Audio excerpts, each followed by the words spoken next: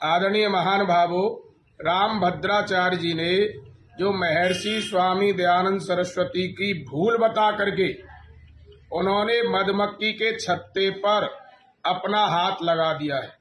उनको आर्य समाज की ताकत का पता ही नहीं है। अब उन्होंने घबरा करके वह वीडियो डिलीट कर दी गई है। लेकिन मैं सभी लोगों से ये जानकारी शेयर करना चाहता हूं कि राम भद्राचार्य जी न केवल महर्षि दयानंद पर ही कुठाराघात कर रहे हैं, अपितु वो मर्यादा पुरुषोत्तम राम और महात्मा श्री कृष्ण तक पहुंच रहे हैं। इससे बहुत बड़ी हानि राम और कृष्ण की संस्कृति की, वेदों की संस्कृति की, भारत देश की अवनति होने का कगार पर इन्होंने जो शब्द बोले हैं, जैसे मैं इनको ये पूछना चाहता हूं, क्या वेदों में हिंदू शब्द है?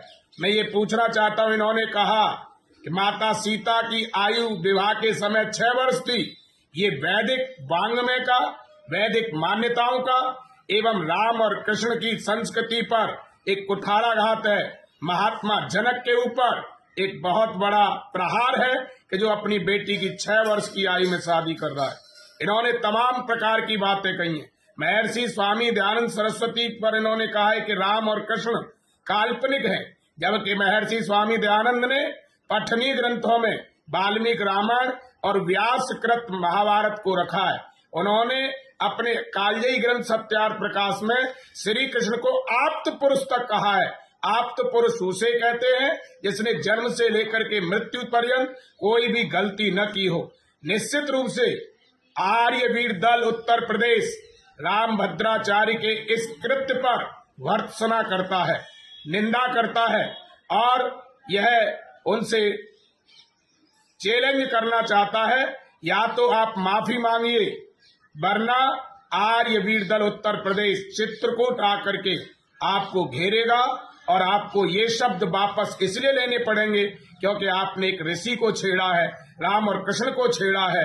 आपने तमाम प्रकार की बातें कह करके कि ये इतने वर्ष की है, यहाँ तक आपने कह दिया है कि रामायण वेदों से भी प्राचीन है। प्राचीन होता तो राम वेदों को कैसे पढ़ लेते? राम ने तो कहा है कि मैं तो वेदों का पढ़ने वाला हूं। भरत ने, गुरु वशिष्ठ के यहाँ पर चारों भाइयों ने वेद पढ़े थे। अगस्त्य ऋषि से हनुमान ने वेद पढ़े थे। जब वेद रामायण से नए हैं और रामायण वेद से पुरानी है तो कैसे कर सकते? आपने इस संस्कृति की धज्जी उड़ाने में, जिन लोगों में आपके अनुयायी हैं उनको मूर्ख बनाने में और इस देश के इतिहास को बदलने में जो आपने प्रयास किया है अपने हाईलाइट होने के लिए, ये आपको बहुत महंगा पड़ेगा। आर्यो, आपसे अपील है कि इसके लिए एकजुट होकर के अपनी शक्ति दिखाएं और राम भद्राचार्य जी को माफी मांगने के लिए मजबूर करें। धन्यवाद।